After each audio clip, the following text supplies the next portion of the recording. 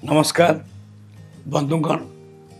समग्र राज्य में एवं धान संग्रह प्रक्रिया सुरुखुर चली चाषी माने तांकर धान जो टोकन दि जाइए से टोकन अनुजाई धान मंडी को आणुंट मंडी में सुरुखुर धान किणा जाऊँगी माने प्रोक्योरमेंट हबार 48 घंटा भितर आम अकाउंट को पैसा पठाऊँ।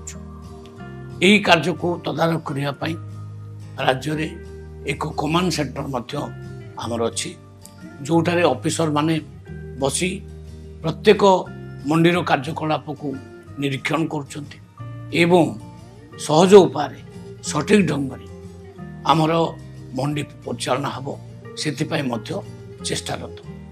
एथिपाई प्रत्येक जिले में जिलापाल मान को ए कार्य नियोजित करा जायछि।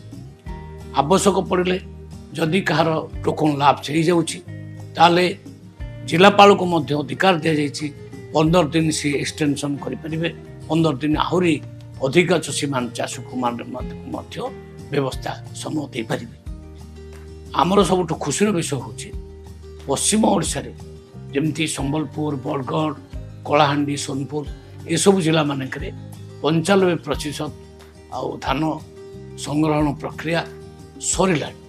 प्रायतः 17,000 कोटी टंकार अधिक पैसा चाषी मान अकाउंट को आम प्रेरण कर सारी।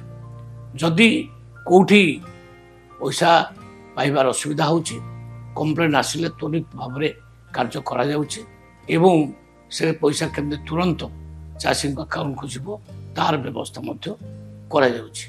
बंधुगण आम लक्ष्य जड़े भी चाषी हैरान हेबे नहीं। आज पर्यंत 63,65,000 मेट्रिक टन धान आम क्रय कर सारूनी। आम आवश्यक पड़े 80 लाख मेट्रिक टन धान किणव किंतु विगत दिन मानक विगत सरकार मात्र 58 लाख मेट्रिक टन धान किणी ताठू अधिक धान किण नथिले। आमर गत वर्ष खरीफ रे 74 लाख मेट्रिक टन धान आम किणीचु। मार्च 31 तारीख पर्यंत ये धान प्रोक्योरमेंट कार्य चलिबो। आमे तारी भितर समस्त चाषी मानकर धान आम किणबू जो माने पंजीकरण कर जो माने टोकन पाई से अनुसार आम निश्चित धान किणबू।